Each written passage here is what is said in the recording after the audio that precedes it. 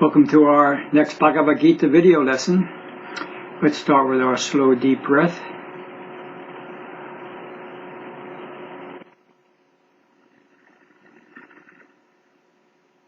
Hari Om Tat Sat. Om Shanti. This is episode number 75, called Can Everything Be Gathered Around One Thing? And I want to stick with the verse we've been reading at least for one more week, the 41st verse of the second chapter. I'll read it to you. What is needed, Arjuna, is a one-pointed determination. Without a firm resolve, many branched and endless are the thoughts, causing the mind to veer in all directions.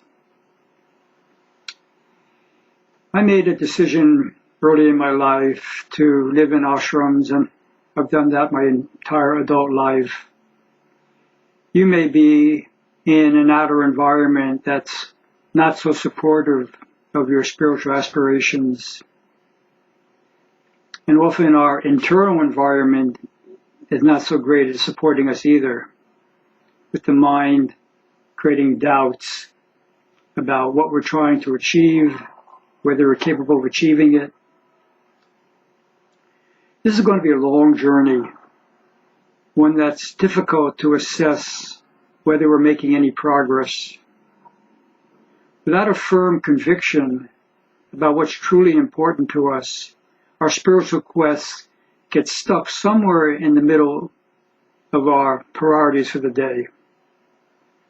Right after thinking about how am I going to finish all this emailing, figuring out when I'm going to get my laundry done, thinking about the best passive-aggressive way to let that coworker know that I'm not going to be disrespected like that, making sure I catch the thriller on Netflix before it leaves at the end of the month. As sincere seekers, we may do all these things, but we may want to rethink the passive-aggressive part.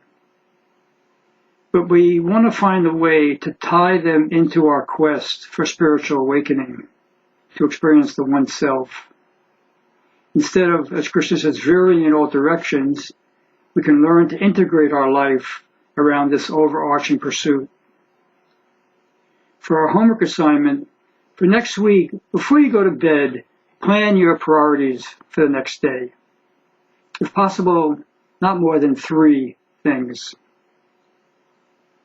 And for whatever reason something makes it on your priority list, add, and because it's an opportunity for me to express my spiritual essence. If there's something on the list that makes you think, wait a minute, how does this help me to express my spiritual essence? Especially make sure you find a way to connect that item with growing spiritually. Thanks for joining. Om Shanti, Shanti, Shanti.